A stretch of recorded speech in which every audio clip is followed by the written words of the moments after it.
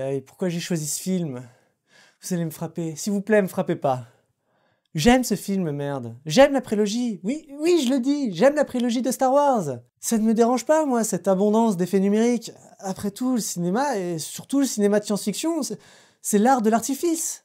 Ouais, cette semaine, on va suivre les conseils super avisés de Lily Duck et parler de Star Wars épisode 1, la menace fantôme. Merci, c'est très gentil. Vous allez me tuer. Attendez. Mais non, Internet, en fait, déteste ce film. Mais c'est génial. Pourquoi Star Wars épisode 1 est-il un film merdique? Hein, pourquoi les gars? Pourquoi? Tout d'abord, à cause de lui. Ouais, lui, ce mec qui nous a pondu le chef-d'œuvre THX 1138. Lui qui est rentré dans l'histoire avec ses copains en donnant vie au Nouvel Hollywood. Lui qui est à l'origine d'une des franchises, si ce n'est de la franchise la plus connue à travers le monde. Lui qui ne sait pas écrire 2 putains de lignes de dialogue. Lui qui n'est que très mauvais réalisateur. Lui qui ne comprend rien à la technologie. Lui qui... Oui, bah c'est bon, vous avez compris. Débriefons tout ça ensemble. George Lucas, vous voyez, c'est un peu comme le mec qui a fait un truc vachement bien, mais que finalement, c'était plus la chance du débutant qu'autre chose. Parce que, sans vouloir troller, génial, oui, mais après, film d'ado convenu, scénario plus que basique, suite moche et mal jouée, et quoi?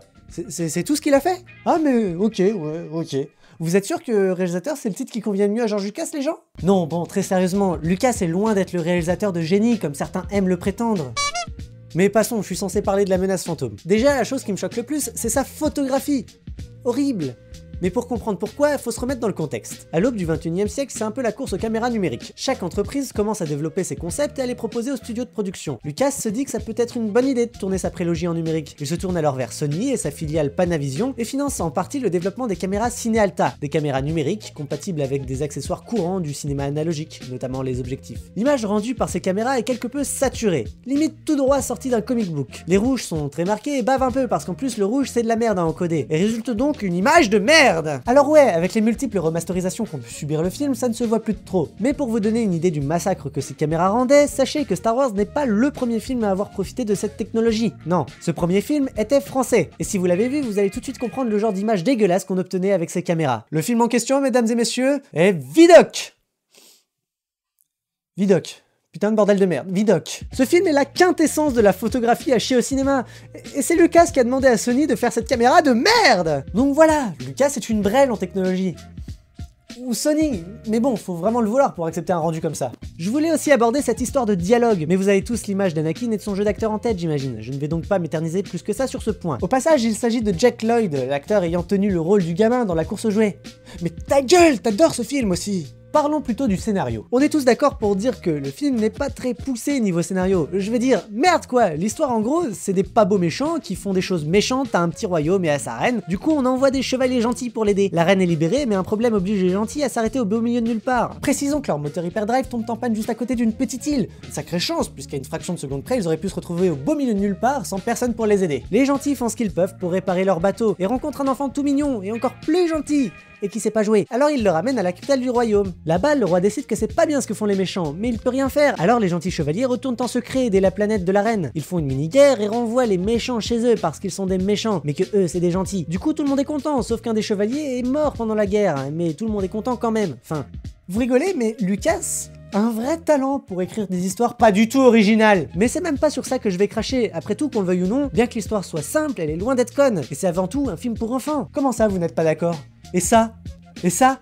Et ça? Et ça? Et tout ça? Et c'est là-dessus que je vais cracher. Star Wars, la franchise en général, regroupe des putains de films marketing. Alors autant avec l'épisode 4 c'était particulier parce qu'ils étaient très loin de se douter que ça allait marcher à ce point, mais pour le reste, merde quoi. Les films ne sont finalement que la partie visible de l'iceberg que les producteurs ont financé. Mais alors pourquoi aborder spécialement le cas de la menace fantôme? Parce que 20 ans de teasing? Parce que de nouveaux personnages? Parce qu'un comic relief totalement débile et étudié pour ne faire rire que les plus petits? Parce que de nouveaux véhicules, et donc de nouveaux jouets. Bref, tout ce que peut apporter 20 ans d'attente, une putain de consommation. Et si je ne devais citer qu'une chose qui me débecte réellement avec ce film, ce serait ça. Un putain de film marketing jouant à la fois sur la nostalgie des anciens et la débilité des plus jeunes. Et moi, je suis de 92, j'avais 7 ans quand le film est sorti. Donc oui, je l'assume, à l'époque j'étais débile. J'ai eu plein de jouets Star Wars, des jeux vidéo, plus tard les éditions collector à la con. Ouais, j'étais débile. Et vous aussi. Et finalement, quand on creuse un peu, c'est à ça qu'a servi l'épisode 1. Poser les bases de la nouvelle trilogie, mais surtout relancer la machine à fric et vendre tout un tas de produits dérivés. Ah, capitalisme, quand tu nous tiens par les couilles. Merci à tous d'avoir regardé, laissez un pouce en l'air si vous avez aimé cette vidéo, et à vous abonner pour ne plus rater les prochaines. Comme d'hab, vous savez ce qui est le plus important, le partage. Parlez-en autour de vous, sur Facebook, sur Twitter, sur Google+.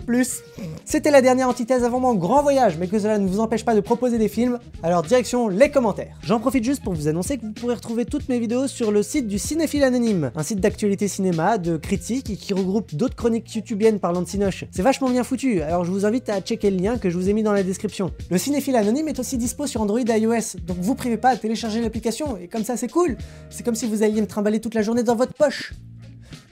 J'espère que c'est propre. Samedi prochain sort l'épisode 18 de C'est pas si mal, alors en attendant cette prochaine, portez-vous bien.